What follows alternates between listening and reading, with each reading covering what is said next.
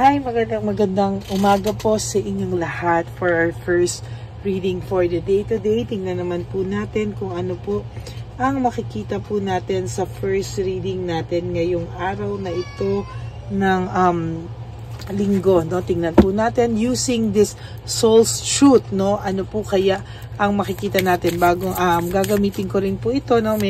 Meron din po sa akin itong nagpamana, no? So, gagamitin po natin ngayon at titingnan po natin kung ano po ang makikita natin sa ating baraha.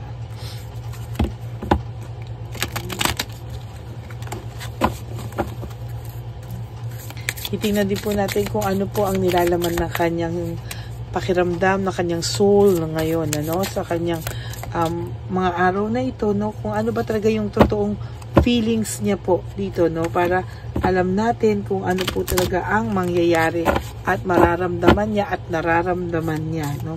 So, tingnan po natin yan. I hope na kayo po ay nakaka-resonate, no. So, tingnan po natin, pili po tayo ng 20 cards, no? 1, 2, 3, 4, 5, 6, 7, 8, 9, 10, 11, 12, 13, 14, 15, 16, 17, 18, 19, 20.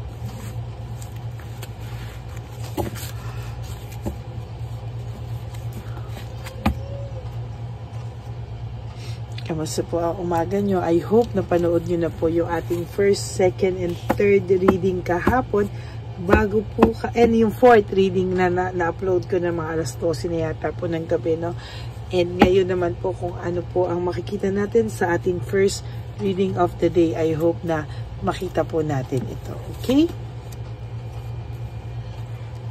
So, ngayon po ay nag-iisip siya sa araw. Halimbawa, sa araw na ito po ngayon, ano daw po ba ang kanyang gagawin? Ano? Sino daw po ba ang kanyang mga makakausap? Sino daw po ba ang kanyang mga makakasalumuha sa araw na ito? No?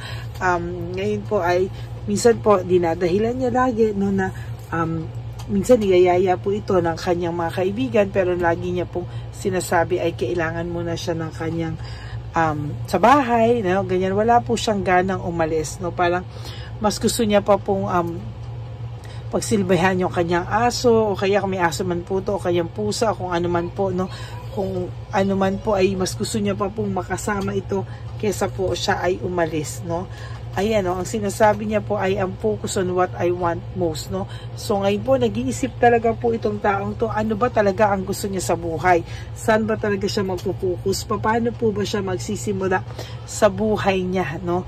Marami po siyang nagawang mali sa buhay niya at doon niya po tinitingnan kung ano daw po ba ang kanyang magagawa, no?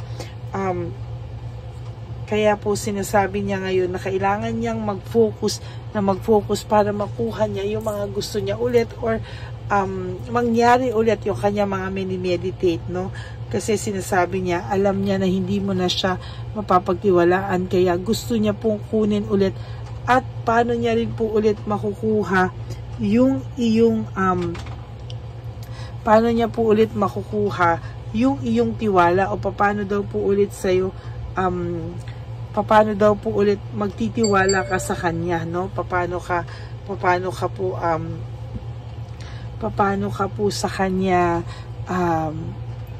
yung maibabalik. That's the right word. Nako, kasi hindi ko po talaga maisip. Pag hindi ko po maisip yung right word, naiinis po ako, no? So, ayan po, no? So, nakikita ko po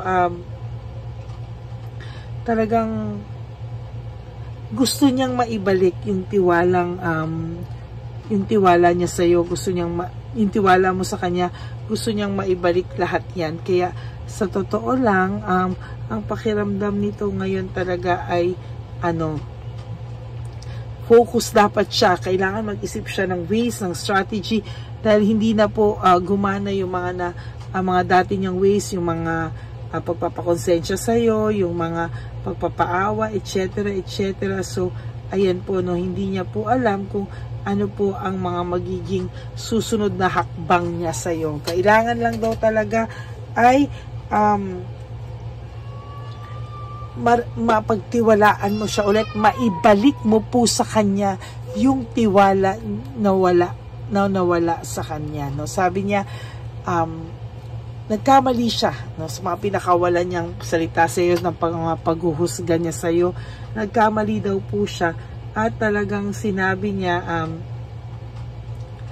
ayun, no, sinabi niya po talaga ay talagang ganyan, okay na okay daw sa kanya nung una yung mga sinasabi niya sa iyo. Feeling niya nakakaisa pa siya, feeling niya nasasaktan ka niya, feeling niya points sa kanya na one pointan kanya, ganyan, lahat po, no. Wala siyang pakialam na parang yes, nanalo siya, pero ngayon po parang sinasabi niya nagkamali din pala daw siya talaga sa paghusga niya sa'yo, no. Nagkamali po siya, sabi niya, am I on the right path? Nag-iisip po siya kung siya daw ba ay talagang, kung siya daw po ba talaga ay nasa tama pang path o talagang binalikan siya ng karma sa buhay niya, no. Nagtatanong siya kung tama daw po ba yung mga nagawa niya sa buhay, mga naging desisyon niya. Well, in fact, alam niya pong hindi niya alam ang mga ito, no. Alam niya po sa sarili niya na hirap siya at tinatanong niya sarili niya, what am I most afraid of losing? Parang nawala ka na rin kasi sa kanya. So, ano pa daw po ba ang kakatakutan niya, no? Ano parang ba, no? Parang sinasabi niya, ano pa ba naman ang mawawala sa kanya? Nawala na yung pinaka nagmahal sa kanyang tao, no? Sabi niya, am I apologizing for my truth? Sinasabi niya na parang hindi niya kasi kayang mag-apologize sa'yo, hindi niya po kasi kayang mag-apologize sa lahat-lahat, no, na feeling niya, alam niya naman po yung katotohanan pero hindi po siya makapag-apologize sa way na alam niya, no. Hindi po siya makapag-apologize dyan kasi ang pakiramdam niya, gusto ka po niyang maging ikaw yung mag-sorry sa kanya, ikaw po yung maging nakukonsensya sa kanya, no. And sa totoo lang po, nagkamali daw po kasi siya sa pag-akala niya na yung buhay niya dapat may room for pleasure and play, no. At laro-laro lang naman daw po talaga nung una, nagkamali lang po talaga siya na siya po ang nalaro ng tadhana, no. Sabi niya po, kung meron lang daw siyang magic wand, no, lahat daw po ng anything na gusto niya sa buhay ay pag-iisipan niya na kung ano na raw ba ang pipiliin niya, no. Parang bago niya yan ganyanin, iisipin niya muna ano ba talaga yung pinakagusto ko sa buhay, kasi nagkamali po siya ng pag-release sa'yo ng masasakit na salita. Nagkamali siya sa pag-isip na yung buhay niya dapat meron pa ring room para sa paglalaro, no, at pleasure sa sarili niyang ang pagiging selfish, no. Kaya yan po ang binalikan sa kanya ngayon ng tadhana, no. Kaya talagang sabi niya, am I letting fear stop me? Hindi po siya makagawa ng paraan sa'yo. Hindi po siya makagawa ng paraan para hindi po siya makagawa ng paraan para makipag-okay sa'yo, makipag-ayos sa'yo, kasi lahat po ay ginagawa niya lang ng excuse, no. Gumagawa lang po siya ng mga excuse at talaga para po para ngayon gumagawa lang siya ng excuse para hindi po makapag-apologize, dahil po nililet niya po yung fear niya na maging hadlang, no. Para maging hadlang talaga, no, na makalapit sa iyo, makagawa ng paraan. Sabi niya nga, hindi niya na daw po maalala kung kailan yung huling beses na siya ay tumawa ng napakasarap na tawa na walang tigil o ngumiti ng totoo. Yan. Ayun, no, kasi ikaw daw po ang sinisi niya, no? Placing the blame, no? Lagi kanyang ikaw lagi po ang sinisisi niya sa lahat ng problema niya, lahat daw ng naging problema niya, lahat daw po ng panluloko niya, ikaw pa po ang sinisi niya. Kaya sa totoo lang po, itong taong ito ngayon ay para po siyang sira na siya po ngayon yung namumblema sa lahat ng mga ginawa niya sa iyo, no? Parang hindi niya po alam kung ano po yung susunod na hakbang niya sa buhay, no?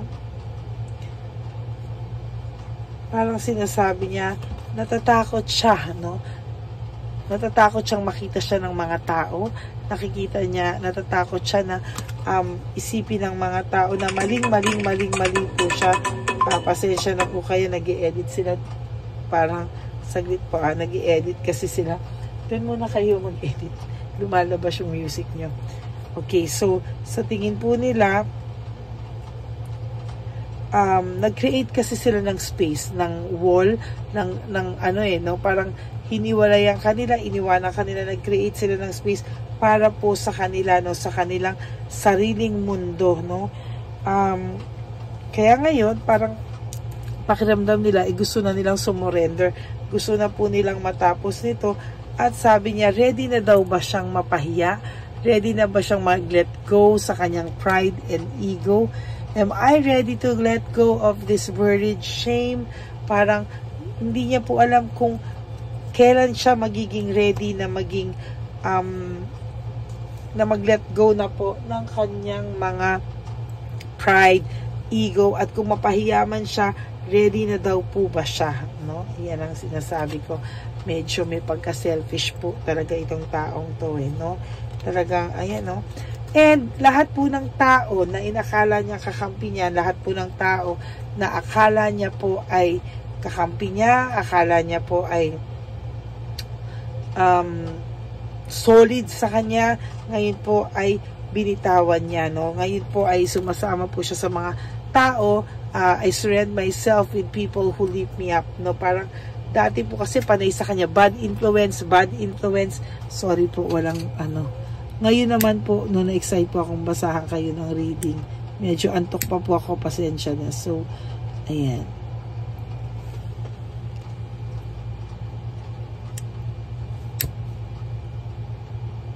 Okay. So, ayan po yung pakiramdam niya, no, na ngayon, mas gusto niya na lang daw po i-surround siya ng mga taong may totoong malasakit sa kanya at hindi daw po siya para siraan, ano? Hindi daw po para siraan siya o ikumpara siya kung kani-kanino sa ngayon, ano? Ito po ay kinukumpara siya maybe dahil sinasabi sa kanya na iba, naku, wag ka na dyan, sa maugali niyan, dito ka na lang kay ganito, ganito, ganyan, no? So, talaga alam niya po na may mga tao din po na hindi po loyal sa kanya, no? Talagang ayaw niya na pong makaramdam ng kahit na ano na magbibigay sa kanya ng sakit or ng guilt, no? Talagang ang gusto po ng taong ito ngayon ay talagang magkaroon ng meaning yung kanyang buhay, and gusto niya po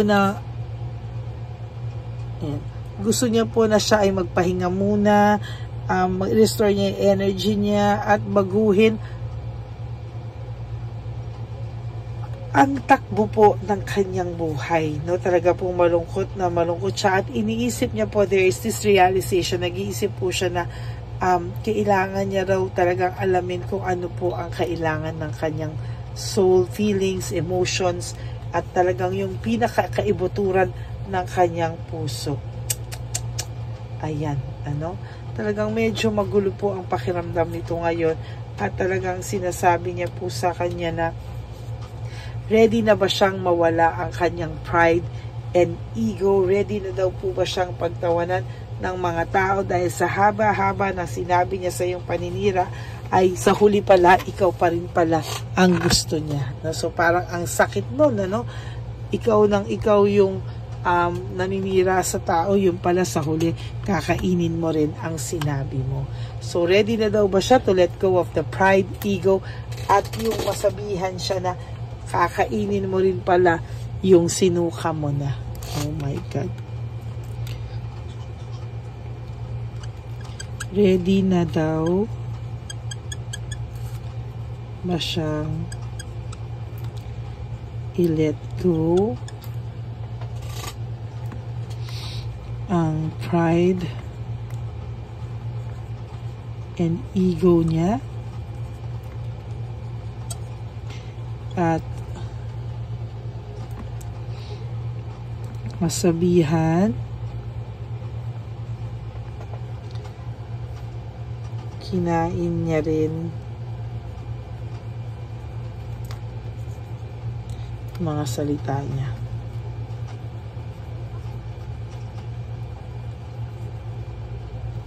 Yan, no? Ready na daw ba siyang i-let go ang pride and ego niya at masabihan na kinain niya din ang mga salita niya or yung kanyang mga paninira. So, yan po ang ating first reading of the day today, Sunday. I hope kayo po ay naka-resonate, and if you do, can you please give me a like and comment down below and click the bell button para lagi po kayong updated sa ating latest videos. Now, for the meantime, sa lahat po ng gustong personal or private reading with me, you can message me po at Ladyly Elena, that's Ladyly Elena, nasa dulo po yan na ating video. Diyan nyo lang po ako makukontakt. That's my only official and legit FB account. Ayan. So, maraming salamat po ha. Dahil alam ko po na lagi po kayong nandyan at palagi nyo po akong pinapanood, no? Alam nyo po, nakakatuwa po yung kahapon pala, no, na second, third, and fourth reading of the day. First time po nangyari yan, ano? First time po nangyari yan. Nung tinignan ko siya, nung tinignan ko po siya is halos pantay-pantay, 4.4, 4.6, 4.6, no? Parang, pinanood nyo po talaga lahat yan. Ang naiwan lang po ay yung number 1 at 3.5, no? Kaya maraming salamat po sa lahat ng aking ever loyal, solid, and faithful na Lady Elena family. Mahal na mahal ko po kayo, and I love you all from the bottom of my heart. And ang lagi nyo pong tatandaan na life is too short. Don't make it shorter by stressing yourself from all the pains and heartaches na binigay sa inyo ng kahapon. Just surrender everything to the divine universe and just let go and let God write your life and love story. And also, you have to wake up for today. You do 3 things that will make you happy for today. Prioritize yourself. Make yourself a priority po, ha? And love yourself, because self-love is still the best love of all. Ayan. And be grateful that we are still alive and healthy. Kaya maraming salamat po sa inyong lahat sa pagpipray nyo rin po sa aking health, no? At marami rin po akong natututunan sa bawat mga sitwasyon na bumubulagta sa akin every time na meron po akong private reading. Gusto kong pong malaman nyo na lahat po yan na nagpapa-private reading sa akin ay akin din pong mini-meditate at pinagpe-pray, no? Lagi po kayo nasa prayers ko. Kaya maraming salamat po sa inyong lahat. And please, no skipping of ads. Tulong nyo na po yan sa ating channel. Hawag nyo na po skip yung ads para po mas marami pa po tayong matulungan na lolos and lolas sa kalye. Okay? Maraming salamat po. And God bless you all. And meron pa po ba akong mga nakalimutang sabihin? We are now approaching 18,000 subscribers, no? Maraming salamat po. At sa 18,000 na yan, alam ko marami po diyang mini-message ng fake na Lady Elena. Kaya wag po kayo magpapaloko, ha? Wala po akong PayPal account. Wala po akong sa Pilipinas po ako, wala ako sa Amerika. At wala po akong sinisend na any link na magiging makikita nyo raw ako kunwari eche-bureche, wala po talagang ganyan, no? So, ingat-ingat lang po kayo, ha? Ingat-ingat lang po kayo.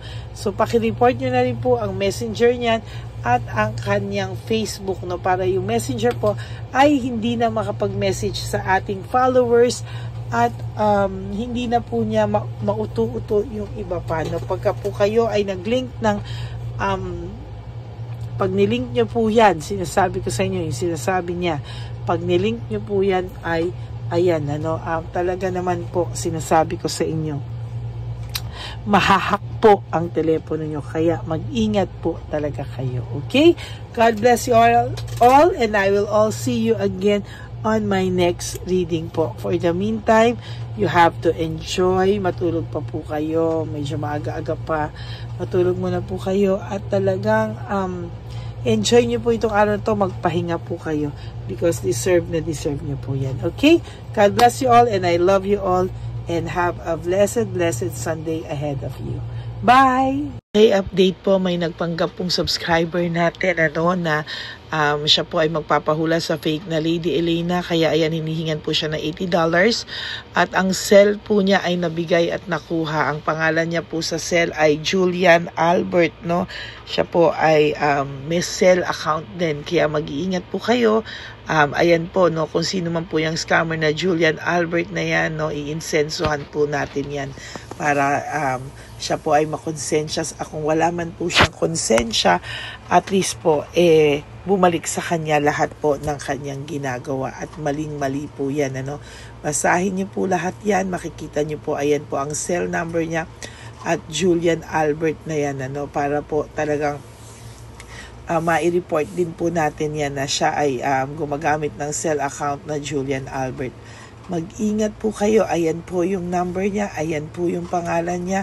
Huwag po kayong magpauto. Nakita nyo naman po, napakalayo po ng pangalan ko sa pangalan ng pinagsesendan nyo po ng account o ng pera. Kaya mag-ingat po kayo at beware sa scammer na to. At talagang ayan po, pinost ko po ang kanyang pangalan dito para maging babala po sa inyong lahat. Maraming salamat po. At mag-ingat po kayo, paki-report po ang page na yan, ang messenger niya na Lady Elena. Maraming salamat po and God bless you all. Ayan, sa susunod po makikita niyo yung account niya na i-report niyo. Salamat po na marami. Magandang gabi po ulit sa inyong lahat. Ako po ay muling nagpapaalala sa inyo na mayroon pong lumalabas sa FB at Messenger account na fake account po, nang hihingi po ng $25 through PayPal at hindi po yan totoo. Huwag po kayong maniwala dyan. At pag sinabi mo po na gusto ko pong marinig ang boses nyo or makita kayo, ang sasabihin po ay magbibigay kami ng link. Buksan mo yan at pagkatapos ay makikita mo ako. Huwag po kayong maniniwala dahil yan po ay hindi totoo. Yan po ay isang malaking scam na pag binuksan nyo po ay mahahack po lahat sa inyo. Mahahack po ang inyong mga personal details. Lahat ay mahahack. Ako po ay nalulungkot na ito po ay nangyari, ngunit sa talagang may mga tao pong masasama at may mga tao po talagang hindi makatiis na hindi gumawa ng masama sa ibang tao. Pero maging aware po sana kayo, tulungan nyo po ako, i-report po natin yung fake na yan at sa FB para siya po ay mawala na at wala na po siyang